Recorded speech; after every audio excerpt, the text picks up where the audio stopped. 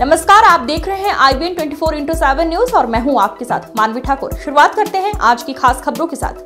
महाराष्ट्र विधानसभा सत्र के दौरान मुख्यमंत्री देवेंद्र फडणवीस ने राज्य के शहरी क्षेत्रों में बिजली सुधारों को लेकर बड़ी घोषणा की। उन्होंने कहा कि नगर पालिका क्षेत्रों में स्मार्ट मीटरिंग, भूमिगत केबलिंग और रूफटॉप और सब्सिडी योजनाएं अब और विस्तार की जाएंगी।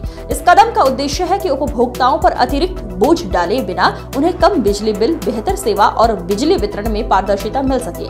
मुख्यमंत्री ने कहा कि स्मार्ट मीटरिंग से बिलिंग में सटीकता आएगी, भूमिगत केबलिंग से बिजली कटौती में कमी आएगी और रूफटॉप सोलर सब्सिडी से उपभोक्ता अपने घरों पर बिजली उत्पादन कर सकेंगे। राज्य सरकार का ये कदम हरित ऊर्जा को बढ़ावा देने के साथ साथ उपभोक्ता हितों की रक्षा की दिशा में एक मजबूत पहल मानी जा रही है। महानगरपालिका आहे, याच्यासाठी महत्वाकांक्षी प्रकल्प हा आपण राबवावा।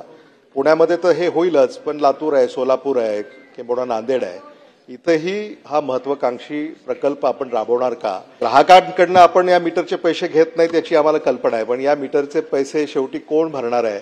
अध्यक्ष महोदय, सन्माननीय देशमुख साहेबांनी 2-3 विषय या ठिकाणी आणले आहेत। खरं माझ्याकडे आता पूर्ण माहिती नाही, कारण एक लिमिटेड अशा प्रकारची लक्षवेधी होती। तथापि मला आपल्या लक्षात आणून द्यायचं आहे की पहिल्यांदा तर आपण जी मागणी केली आहे तर वेगवेगळ्या महानगरपालिका क्षेत्रांमध्येही ही योजना आपण लागू करू शकतो अंडरग्राउंड केबलिंगची। त्या संदर्भातला जो काही प्रस्ताव आहे तो प्रस्ताव तयार करून MERC ची मान्यता घेऊन आणि मग त्या ठिकाणी त्याच्यावर जो काही 1 पैसे 2 पैसे 5 पैसे जो काही सरचार्ज लागेल तो सरचार्ज त्याप्रमाणे लावून आपल्याला निश्चितपणे अशा गोष्टी करता येतील। आपण जर मीटरच्या संदर्भात जे सांगितलं स्मार्ट मीटर, त्या स्मार्ट मीटरच्या संदर्भातला विषय असा आहे की याच्यामध्ये ग्राहकांकडून आपण काही घेणार नाही आहोत, याचे पैसे आपण ग्राहकांच्या बिलातने वसूल करणार नाही आहोत। एनर्जी सेव्हिंग मधनं या मीटरचे पैसे परत होणार आहेत। त्याच्यामुळे आतापर्यंत आपण जवळपास 40 लाख मीटर या ठिकाणी लावले आणि या 40 लाख मीटरमध्ये फक्त 1% मीटरमध्ये लोकांनी वेगवेगळ्या तक्रारी केल्या, त्या तक्रारींचे आपण निराकरण केलेलं आहे। दुसरं, आपण आता एक योजना आणलेली आहे, जे लोक स्मार्ट मीटर लावतायत त्यांना आपण सोलर अवर्समध्ये 10% रिबेट दिलेला आहे, म्हणजे त्यांचं बिलच 10% आपण कमी करतोय स्मार्ट मीटर लावल्याबद्दल। आणि म्हणून मोठ्या प्रमाणात याची मागणी आहे आणि आता जिथे लागले कुठूनही स्मार्ट मीटरने आमचं बिल जास्ती आलं वगैरे अशी कुठली ओरड या ठिकाणी नाही। आपण जे काही मीटर रीडर्सच्या संदर्भातला विषय या ठिकाणी मांडला तर आपल्याला कल्पना असेल की आपण हे सगळं आउटसोर्सिंगने करतो आणि खरं म्हणजे त्याच्यामुळेच आपली जी काही कंपनी आहे ती मध्यंतरीच्या काळात जी 95,000 कोटीचं डेट आपलं झालंय त्याच्यामध्ये एक मेजर डेट तर आपण विजेचे शेतकऱ्यांचे पैसे वर्षानुवर्षे वसूलच केले नाहीत, नुसते बिलं दिले म्हणून ते आपलं डेट वाढलं।